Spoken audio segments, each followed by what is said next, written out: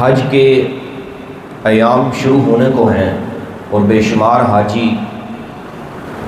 حج کے لیے اور عمرہ کے لیے مکہ المکرمہ کی طرف روانہ ہوں گے اور کچھ ہو بھی چکے ہیں۔ اللہ تعالی ہمیں بھی موقع نصیب فرمائے،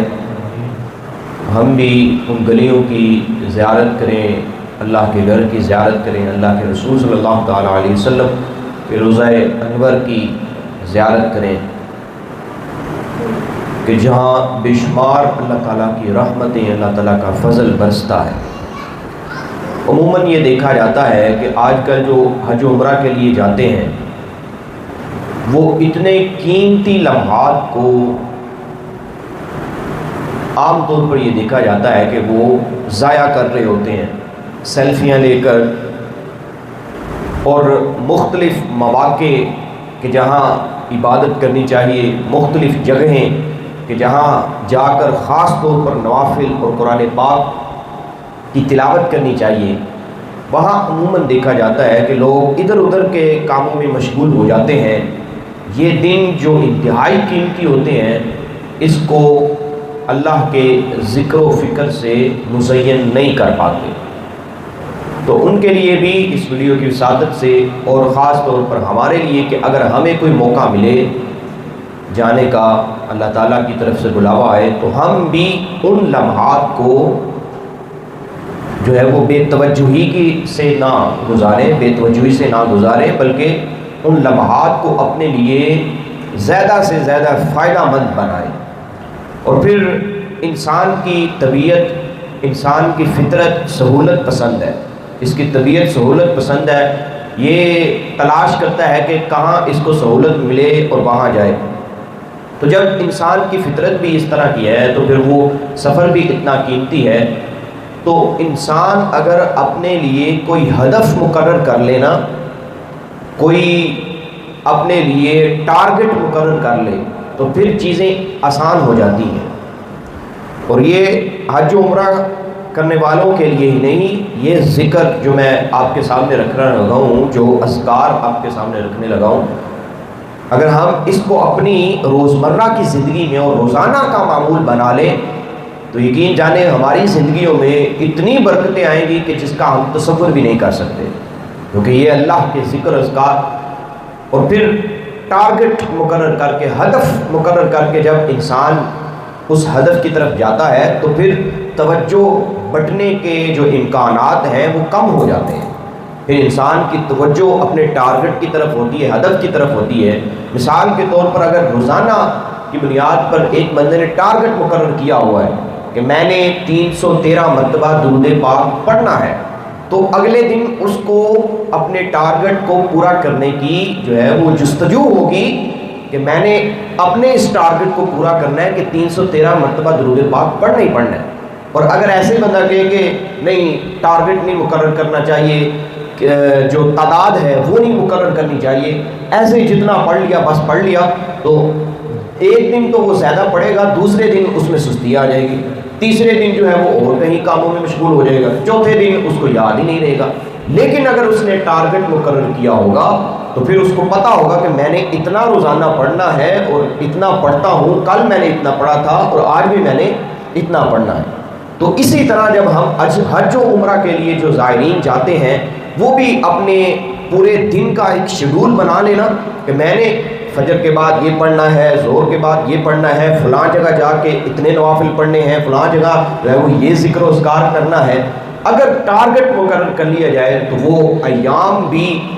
ان کا ایک ایک لمحہ بھی اللہ کی یاد اور اللہ کے ذکر میں گزرے گا۔ اور اگر ہم جو میں آپ کے سامنے رکھنے لگا ہوں ذکر و اذکار، اگر ہم اس کو روزمرہ کی زندگی میں لاتے ہیں پھر تو وارے نیارے ہیں، پھر تو ہماری عادت بن جائے گی۔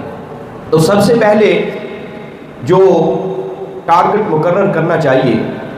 وہ یہ ہے کہ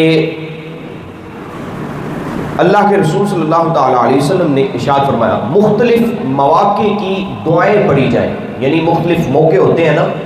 ایک موقع مختلف جگہ ہوتے ہیں، مختلف مقامات ایسے ہوتی ہیں کہ جہاں دعائیں قبول ہوتی ہیں، تو مختلف مواقع کی دعائیں یاد کر لی جائیں۔ مثال کے طور پر جو ہے وہ صبح اٹھنے کی دعا، پھر جو ہے وہ واش روم جانے کی دعا، پھر جو ہے وہ کھانا کھانے کی دعا، پھر اسی طرح آگے چلتے جائے تو مختلف افعال کی دعائیں جو ہے وہ مکہ مکرمہ میں داخلے کی دعا، مسجد میں داخل ہونے کی دعا. تو یہ جو مختلف دعائیں اللہ کے رسول نے ہمیں بتائی ہوئی ہیں، اگر ہم ان کو یاد کر لیں تو پھر جو ہے وہ ہم بہت سارے شیطانی وسوسوں سے بھی بچ سکتے ہیں. اور یہ جو حج و عمرہ کے لیے جانے والے ہیں وہ اپنا وقت جو ہے وہ اللہ کے ذکر کی طرف لگا سکتے ہیں. یعنی صبح اٹھنے کی دعا پڑھی جا رہی ہے، پھر انہوں نے اپنا ہدف سیٹ کیا ہوا ہے کہ میں نے یہ دعا پڑھنی ہے، پھر مکہ میں داخل ہونے کی دعا پڑھنی ہے، مسجد میں داخل ہونے کی دعا پڑھنی ہے. تو جب اس طرح ہدف سیٹ کیے جائیں گے تو ہر وقت اس کا یہی ذہن ہوگا کہ میں نے اب اس کام کی دعا پڑھنی ہے، اور اس کا ذہن کسی اور کی طرف متوجہ نہیں ہوگا بلکہ اللہ کے ذکر کی طرف ہی متوجہ رہے گا. اور پھر اگر یہ امیر اہل سنت مولانا الیاس عطار قادری دعوت برکاتہ العالیہ کی ایک کتاب ہے رفیق الحرمین، اگر اس کو اپنے پاس رکھ لیا جائے اور حج و عمرہ کے لیے جب بھی جائیں اس کو اپنے پاس رکھیں، اور اس سے دیکھ کر انہوں نے مختلف قسم کے ہر مقام پر جانے کی جو دعا ہے، ہر مقام پر جانے کے جو نوافل ہیں وہ لکھے ہوئے ہیں. اگر اس کتاب کو لے لیا جائے تو یہ ہمارے سفر کو 4 چاند لگا سکتی ہے، اور ہر وقت ہر لمحہ کہ جو وہ قیمتی لمحات ہیں ہماری اللہ کی طرف رجوع ہو سکتی ہے. ایک یہ کہ مختلف مواقع کی دعائیں پڑھی جائیں، دوسرا یہ کہ تلاوت قرآن پاک کی کثرت کی جائے. اگر ہمیں موقع ملنا ہے حج و عمرہ کرنے کا تو ہم یہ ہدف مقرر کریں کہ ایک قرآن پاک، وہ تو مکہ المکرمہ اور مدینہ المنورہ قرآن کے نزول کے مقام ہے نا، وہاں تو قرآن کی زیادہ تلاوت کرنی چاہیے. اگر ہم یہ ہدف مقرر کر لیں، اللہ ہمیں موقع دے، یا جو جا رہے ہیں وہ یہ ایسا کر لیں کہ ایک قرآن پاک مکہ المکرمہ خاص طور پر مسجد حرام میں ختم کریں، یہ اپنا ہدف بنا لیں، اور دوسرا قرآن پاک مسجد النبوی میں ختم کریں، تو پھر دیکھیں کیسی اللہ تعالیٰ کی چھم چھم برسات برستی ہے، اللہ کی رحمت کی. تیسرے نمبر پر لا الہ الا اللہ 500 مرتبہ پڑھیں،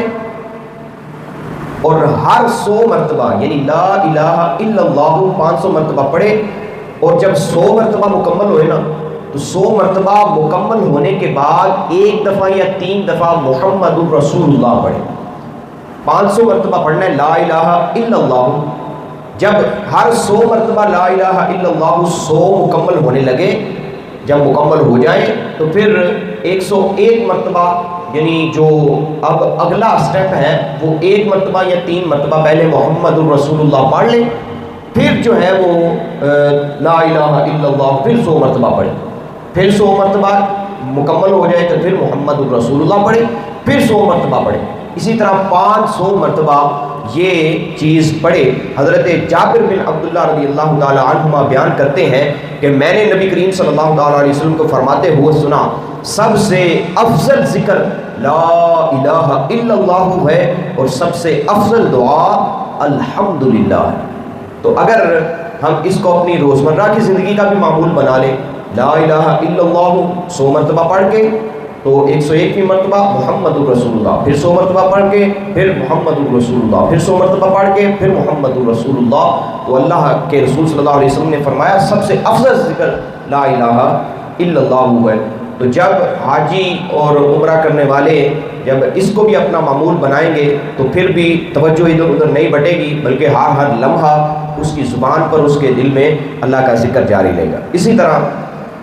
ایک ذکر ہے لا الہ الا انت سبحانک انی کنت من الظالمین. یہ 100 مرتبہ روزانہ پڑھنے کا معمول بنا لیا جائے. ہم بھی بنا لیں روزمرہ کی زندگی میں، اور جو حاجی اور عمرہ کرنے والے ہیں وہ بھی جو ہے وہ اپنے معمول میں جو وہ خاص طور پر وہ والے ایام ہیں، وہ والے دن ہیں،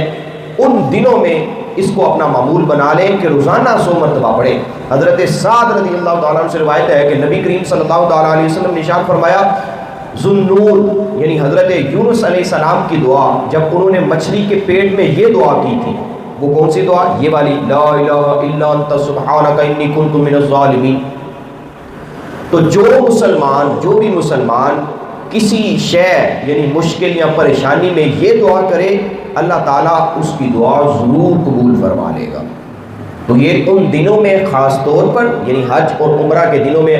اگر کرنے جا رہے ہیں تو خاص طور پر یہ معمول بنا لیا جائے، اور روزمرہ کی زندگی میں عمومی طور پر یہ معمول بنا لیا جائے کہ 100 مرتبہ لا الہ الا انت سبحانک انی کنت من الظالمین کی ایک تسبیح نکال لی جائے۔ حضور نے فرمایا جو مشکل جو پریشانی ہوگی اللہ تعالیٰ سے دعا کرے گا تو اللہ تعالیٰ اس مشکل اور پریشانی کو دور فرما دے گا۔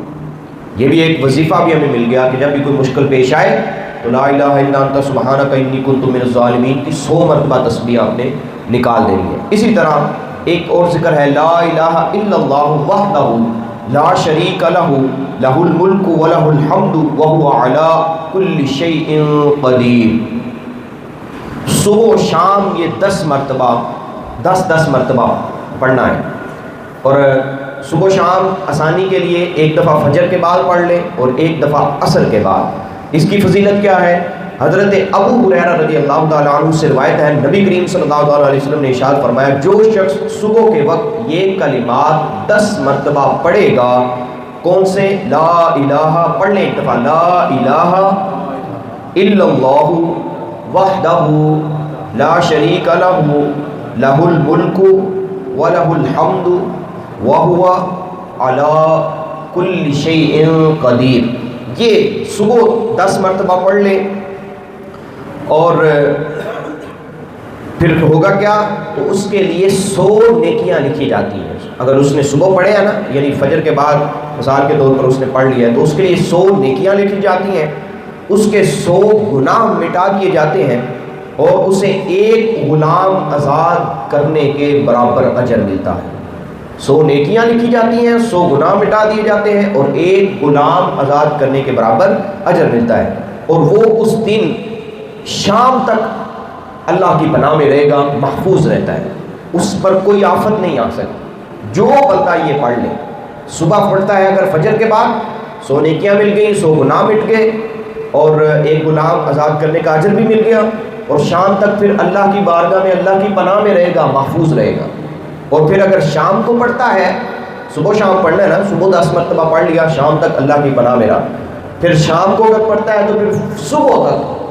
اللہ رب العزت کی پناہ میں رہتا ہے، اور شام کو پڑھنے کی برکت سے بھی اس کے نامہ اعمال میں 100 نیکیاں لکھ دی جاتی ہیں، 100 گناہ مٹا دیے جاتے ہیں، اور ایک غلام آزاد کرنے کے اجر کے برابر اس کو اجر ملتا ہے۔ تو یہ 10 مرتبہ پڑھ لیا جائے روزمرہ کی زندگی میں بھی، اور اگر حج و عمرہ کی سعادت حاصل ہوئی ہے تو اس میں تو خاص طور پر یہ اپنی زندگی کا معمول بنائے، ان دنوں میں خاص طور پر پڑھا کرے۔ پھر آگے اگلا ذکر ہے سبحان اللہ و بحمدہ سبحان اللہ العظیم، یہ بھی 100 مرتبہ روزانہ پڑھ لیا جائے۔ اس کی فضیلت کیا ہے؟ اللہ کے رسول صلی اللہ علیہ وسلم نے ارشاد فرمایا کہ 2 کلمے ایسے ہیں، کلمتان حبیبتان الی الرحمن ثقیلتان علی اللسان خفیفتان علی المیزان، ثقیلتان علی المیزان خفیفتان علی اللسان۔ اللہ کے رسول صلی اللہ علیہ وسلم نے ارشاد فرمایا کہ 2 کلمے ایسے ہیں کہ جو اللہ کو بڑے محبوب ہیں، زبان سے ان کو ادا کرنا بڑا آسان ہے، اور میزان پر جب اعمال نامہ تولا جائے گا تو اعمال پر بڑے وزنی ہوں گے، یعنی یہ 2 کلمے بڑے وزنی ہوں گے۔ اس وقت ہمیں نیکیوں کی ضرورت پڑے گی نا، کہ نیکیاں کس زیادہ ہوں، پلڑا جو ہے وہ جھک جائے، تو اس وقت یہ اعمال جو ہے وہ بڑے کام آئیں گے۔ پھر اللہ کے رسول نے ارشاد فرمایا وہ کون سے ہیں؟ سبحان اللہ و بحمدہ سبحان اللہ العظیم۔ یہ 2 کلمے ہیں، اللہ کو بڑے محبوب ہیں، زبان سے ادا کرنا بھی بڑا آسان ہے، سبحان اللہ و بحمدہ سبحان اللہ العظیم۔ تو اور جب میزان پر یہ تولے جائیں گے تو بڑا ان کا وزن ہوگا، اعمال نامے میں ٹھیک ٹھاک ہمارے وزن ڈالیں گے۔ تو یہ بھی ایک دفعہ پڑھ لیجیے، سبحان اللہ، اونچی آواز سے پڑھیں گا، سبحان اللہ وبحمدہ سبحان اللہ العظیم۔ اسی طرح آگے ذکر ہے، یہ بھی 100 مرتبہ اس کو روزانہ معمول بنا لیجیے، سبحان اللہ والحمد للہ ولا الہ الا اللہ واللہ اکبر ولا حول ولا قوت الا باللہ، 100 مرتبہ روزانہ پڑھ لیں اس کو بھی۔ اب اس کی فضیلت کیا ہے؟ حضرت ابن ابی اوفا رضی اللہ تعالیٰ عنہ سے روایت ہے کہ ایک شخص نبی کریم صلی اللہ تعالیٰ علیہ وسلم کی خدمت میں حاضر ہوا اور عرض کیا میں قرآن میں سے کچھ بھی حاصل نہیں کر پاتا، آپ مجھے کوئی ایسی چیز سکھا دیجئے جو میرے لیے قرآن کی طرف سے کافی ہو۔ یعنی انہوں نے عرض کی کہ یا رسول اللہ میں پڑھ نہیں پاتا یا میں اس کو اس طرح سمجھ نہیں پاتا، آپ مجھے ایسی کوئی چیز بتا دیجئے کہ جو میرے لیے قرآن کی طرف سے کافی ہو،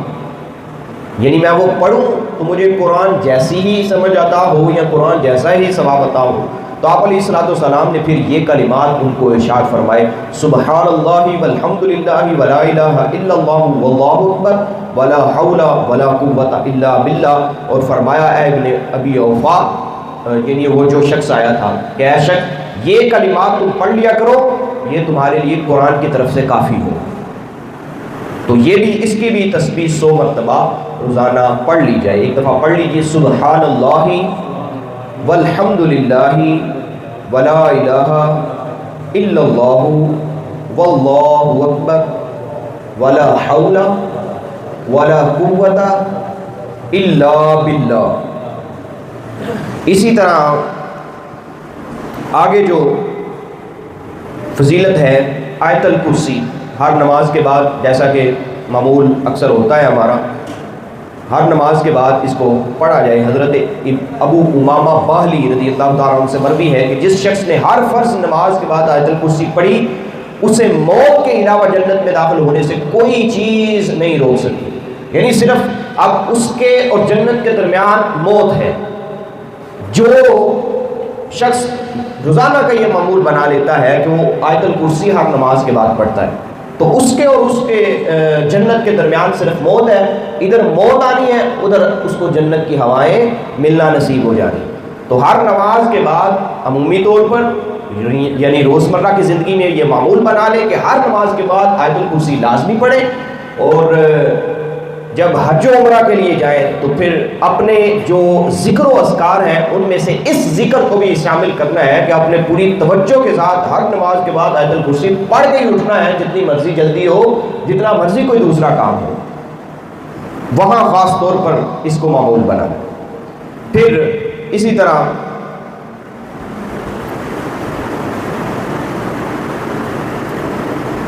آیت الکرسی ہو گئی۔ 11ویں نمبر پر اللہ کے رسول صلی اللہ تعالیٰ علیہ وسلم نے ارشاد فرمایا، حضرت عائشہ صدیقہ رضی اللہ تعالیٰ عنہ فرماتی ہیں کہ میں نے عرض کیا یا رسول اللہ اگر مجھے معلوم ہو جائے کہ کون سی رات لیلۃ القدر ہے تو میں اس میں کیا دعا کیا کروں۔ اگر مجھے معلوم ہو جائے کہ لیلۃ القدر کون سی ہے، رمضان مبارک میں جو لیلۃ القدر ہوتی ہے، تو میں اس میں کیا دعا کروں، کون سی ایسی دعا کروں کہ جو میرے لیے دنیا اور آخرت میں بہترین ثابت ہو، کون سی دعا؟ تو آپ علیہ السلام نے ارشاد فرمایا اے عائشہ جب تمہیں معلوم ہو جائے، اگر تمہیں معلوم ہو جائے کہ لیلۃ القدر فلاں رات کو ہے، فلاں تاریخ کو ہے، فلاں ہے 21ویں ہے یا 23ویں ہے یا 25ویں ہے، اگر تمہیں معلوم ہو جائے تو اس میں پھر یہ دعا کیا کرنا اللہم انک عفو تحب العفو فاعف عنی، یعنی اے اللہ بے شک تو معاف فرمانے والا ہے، معاف کرنے کو پسند فرماتا ہے، پس مجھے بھی معاف فرما۔ سیدہ عائشہ صدیقہ رضی اللہ تعالی عنہا کو اللہ کے رسول فرما رہے ہیں کہ اگر تمہیں پتہ چل جائے کہ لیلۃ القدر جو 1000 مہینے کی عبادت سے افضل ہے وہ رات، اگر تمہیں پتہ چل جائے کہ یہ فلاں رات کو ہے تو تم اس میں خاص طور پر اس دعا کو ضرور مانگو، کیونکہ یہ دعا بڑی جو ہے وہ جاندار دعا ہے۔ تو یہ کلمات جو ہیں وہ پڑھ لیے جائیں تہجد میں 3 مرتبہ، اور ہو سکے تو ہر نماز کے بعد بھی یہ 3 مرتبہ پڑھ لی جائے اس دعا کو۔ اللہم پڑھ لیجیے اللہم انک عفو تحب العفو فاعف عنی۔ تو یہ جو ہے وہ کلمات تہجد میں 3 مرتبہ لازمی پڑھنے ہیں، اور پھر فجر کے بعد، ظہر کے بعد، عصر کے بعد، مغرب کے بعد، عشاء کے بعد بھی ہو سکے تو اس کو معمول بنا لیا جائے، 3 مرتبہ یہ کلمات لازمی پڑھ لیے جائیں۔ اور اگر حج عمرہ کے لیے جا رہے ہیں تو اپنے اذکار میں اس کو بھی لکھ لیا جائے کہ میں نے خاص طور پر وہاں جا کر تہجدیں بھی پڑھنی ہیں، فجر نمازیں بھی پڑھنی ہیں، تو خاص طور پر وہاں جا کر میں نے یہ دعا بھی مانگنی ہے۔ پھر آگے ہے اللہ کے رسول نے ارشاد فرمایا اللہم انی اسألک علما نافعا ورزقا طیبا وعملا متقبلا۔ فجر کے بعد یہ تین مرتبہ پڑھنا، 3 مرتبہ، اللہم انی اسألک علما نافعا ورزقا طیبا وعملا متقبلا۔ حضرت ام سلمہ رضی اللہ تعالیٰ عنہ سے روایت ہے کہ نبی کریم صلی اللہ تعالیٰ علیہ وسلم جب صبح کی نماز سے سلام پھیرتے تو یہ دعا کیا کرتے تھے اللہم انی اسألک علما نافعا ورزقا طیبا وعملا متقبلا، یعنی اے اللہ میں تجھ سے نفع دینے والا علم مانگتا ہوں، پاکیزہ رزق مانگتا ہوں اور قبول ہونے والا عمل مانگتا ہوں۔ اللہ کے رسول خاص طور پر فجر کے بعد یہ پڑھا کرتے تھے، تو اس کو بھی معمول بنا لیا جائے فجر کے بعد 3 مرتبہ پڑھنے کا۔ اسی طرح آگے ہے اللہم انی اسألک العفو والعافیۃ فی الدین والدنیا والآخرہ، صبح و شام 11 مرتبہ اس کو بھی پڑھنے کا معمول بنا لیا جائے۔ اسی طرح آگے جو ذکر و اذکار حج و عمرہ میں خاص طور پر اور روزمرہ کی زندگی میں عام طور پر ہمیں کرنے کا حکم ہے علماء کی طرف سے، اور اگر ہم اس کو معمول بنا لیتے ہیں تو بے شمار فوائد ہمیں حاصل ہوتے ہیں۔ اللہم اغفر لامتی حبیبک محمد، اللہم ارحم امت حبیبک محمد، یہ 27 مرتبہ پڑھنا ہے۔ فضیلت کیا ہے؟ حضرت ابو درداء رضی اللہ تعالیٰ عنہ سے روایت ہے کہ جو شخص مومن مردوں اور مومن عورتوں کے لیے روزانہ 27 یا 25 مرتبہ استغفار کرے وہ ان لوگوں میں سے ہوگا جن کی دعا قبول کی جاتی ہے اور جن کی وجہ سے اہل زمین کو رزق دیا جاتا ہے۔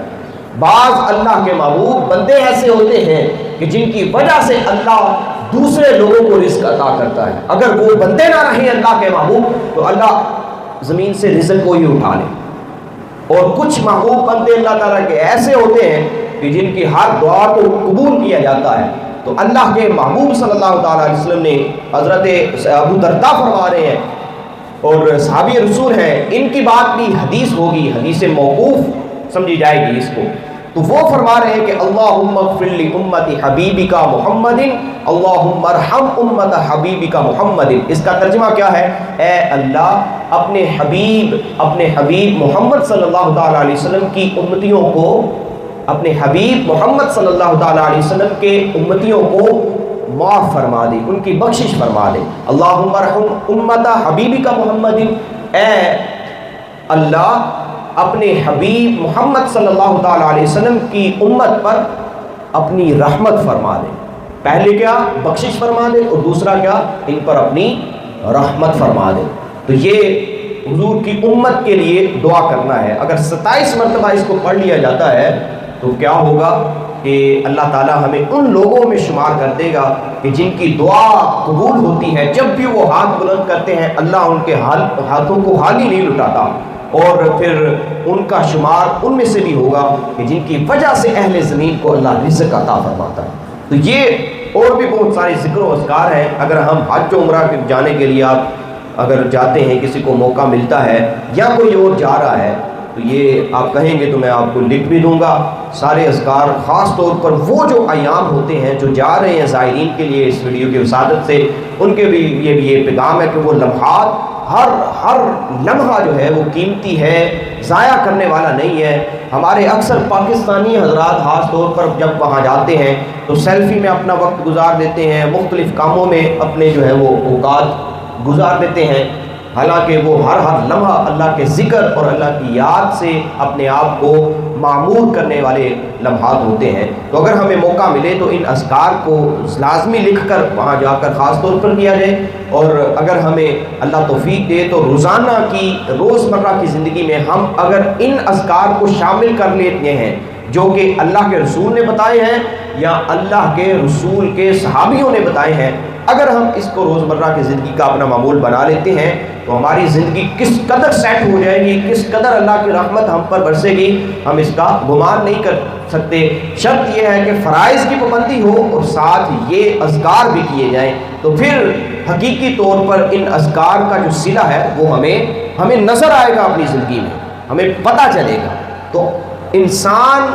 پھر میں یہ عرض کر رہا ہوں کہ انسان سہولت پسند ہوتا ہے۔ اگر ایسے ہی کر دیا جائے کہ میں ایسے ہی بس پڑھ لوں گا، نہیں، ٹارگٹ مقرر کریں، ہدف مقرر کریں۔ درود پاک کا ہدف مقرر کر لیں کہ میں نے 100 مرتبہ پڑھ سکتے ہیں، 100 مرتبہ کا ٹارگٹ رکھیں کہ روزانہ میں نے 100 مرتبہ یہ پڑھنا ہی پڑھنا ہے، 100 مرتبہ یہ پڑھنا ہی پڑھنا ہے۔ لا الہ الا اللہ کی ہم نے فضیلت 500 مرتبہ اس کو ہم نے پڑھنا ہی پڑھنا ہے۔ جب آپ ٹارگٹ مقرر کریں گے تو پھر جب تک اس ٹارگٹ کو اچیو نہیں کر لیں گے، حاصل نہیں کر لیں گے، انسان کو سکون نہیں آتا اپنے ٹارگٹ کو جب تک وہ حاصل نہیں کر لیتا۔ تو ٹارگٹ مقرر کر کے اللہ کی عبادات کی جائیں، پھر ہم جو ہے وہ اس میں کنسسٹنسی جو ہے وہ دکھا سکیں گے۔ اللہ تعالی ہمیں عمل کی توفیق عطا فرمائے اور اپنے ذکر و فکر کی توفیق عطا فرمائے۔